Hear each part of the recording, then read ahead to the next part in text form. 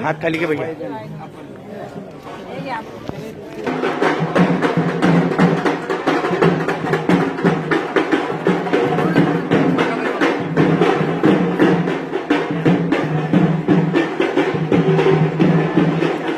तर आम्ही जनतेसमोर जात असताना विकासाच्या मुद्द्यावरती जातोय आणि जनतेचे सेवक म्हणून मला वाटतं आमची भूमिका राहिली। आपल्या देशाचे लाडके पंतप्रधान आदरणीय मोदी साहेब, आमच्या राज्याचे मुख्यमंत्री आदरणीय देवेंद्र भाऊ, नामदार आदरणीय गिरीश भाऊ, नामदार गुलाबराव पाटील, आदरणीय माजी मंत्री गुलाबराव देवकर साहेब, या सर्वांच्या माध्यमातून मला वाटतं आम्ही जनतेमध्ये, कारण महायुती आपल्या राज्यामध्ये आणि राज्यामध्ये महायुती किती विकास करते हे आपण सर्व जनतेने पाहिलेले आहे आणि जनता आम्हाला 100% आशीर्वाद देईल। मागच्या वेळेला सुद्धाही चारही उमेदवार भारतीय जनता पार्टीचे इथे जनतेने आशीर्वाद दिले होते आणि आता सुद्धा महायुतीमध्ये जनता आम्हाला आशीर्वाद देईल अशी आम्हाला 100% अपेक्षा आहे।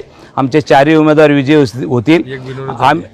त्याच्यातले 4 पैकी 1 बिनविरोध झालेले आणि आम्ही कोणावरती टीका टिप्पणी करण्यापेक्षा विकासाच्या मुद्द्यावरती जनतेसमोर जातोय आणि जनतेने विकास पाहिलेला आहे। काम सांगत असताना सर्वच कामं झाले का नाही, काही कामं राहिलेली याची जाणीव आम्हाला आहे। येणाऱ्या काळामध्ये राहिलेले कामं आम्ही 100% करण्याचा प्रयत्न करू। पण जळगाव शहरामध्ये जे भरीव कामं होती, जे ब्रिजचे कामं असतील, महापालिका कर्जमुक्त असेल, समांतर असतील, बायपास, हे सर्व MIDC असेल, हे सर्व प्रश्न मार्गी लागले। 2018ला जे प्रश्न प्रलंबित होते ते सर्व विषय मार्गी लागलेले आहेत। आता फक्त मूलभूत सुविधासाठी काही भाग राहिलेला आहे, तो येणाऱ्या काळामध्ये आम्ही करणार। मी नम्रपणे जनतेला आवाहन करू इच्छितो की जनतेचे आशीर्वादच आम्हाला काम करण्यासाठी प्रेरणा देतात। जनतेने आम्हाला 4ही उमेदवार आणि जळगावमध्ये सुद्धा महायुतीला आशीर्वाद द्यावे असे नम्रपणे जनतेला आवाहन करतो। जय हिंद, जय महाराष्ट्र। मामा, या प्रभागामध्ये 13 मध्ये बंडखोर उमेदवार या ठिकाणी उभा आहे, त्या संदर्भात तुम्ही काय सांगा? बघा, कार्यकर्ता हे मागणं गरणी सिटिंग होते, प्रयत्नही केलं, पण महायुती झाल्यामुळे काही अडचणी आल्या। त्यांचे नाराजी असेल आम्ही ते दूर करण्याचा प्रयत्न करतोय। आदरणीय नामदार गिरीशभाऊ असतील, नामदार गुलाबभाऊ असतील, आप्पासाहेब असतील, आम्ही सर्व त्यांची नाराजी दूर करण्याचा प्रयत्न करतोय। पण भविष्यात ती नाराजी दूर होईल आणि जनतेला माहीत असतं की अपक्ष इतकं सोपं नसतं। प्रवाहाच्या विरुद्ध दिशेने वाहनं मला वाटतं लोकांना जनरल असतं आणि विकास कोण करू शकतं हे जनतेने पाहिलेलं आहे। सत्तेच्या बाहेर विकास होऊ शकत नाही।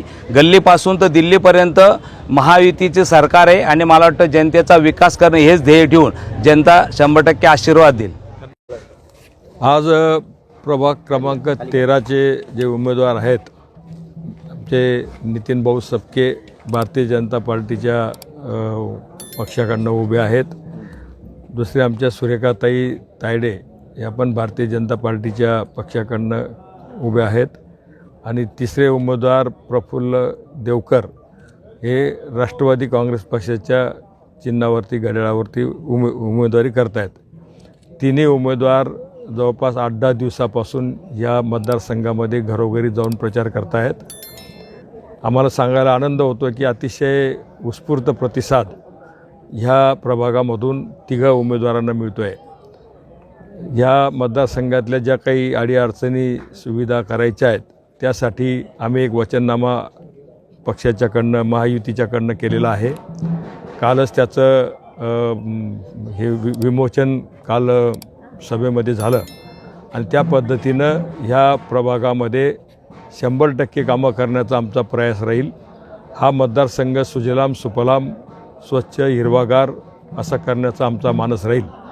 तिन्ही उमेदवार हे तडफदार आहेत, कामाला सातत्यानं मदत करणारे, पाठपुरावा करणारे आहेत आणि सेवाभावी वृत्तीचे उमेदवार आहेत। त्यामुळं जनतेचा विश्वास हा महायुतीवरती झालेला आम्हाला दिसतो आहे। आप्पासाहेब, भाजपच्या एका अपक्ष यांनी अर्ज भरलेला आहे आणि त्याचं आव्हान असणारे मध्ये कसं बघतात? असं आहे, पक्षाच्या पुढे कोणी मोठा नसतो। त्यांना भारतीय जनता पार्टीने इतकं मोठं स्थान दिलेलं होतं, नगरसेवक पदाची संधी दिली, स्थायी समितीचं अध्यक्षपद दिलं, परंतु पार्टीने आदेश दिल्याच्या नंतर पण माणूस कार्यकर्ता थांबत नसेल तर त्याच्यावरून त्याची वृत्ती आपण समजून घेतली पाहिजे. त्याच्यामध्ये खूप मोठा अहमपणा आलेला आहे आणि म्हणून या ठिकाणी महायुतीचे तिघं उमेदवार जे आहेत प्रचंड मतांनी निवडून येणार आहेत.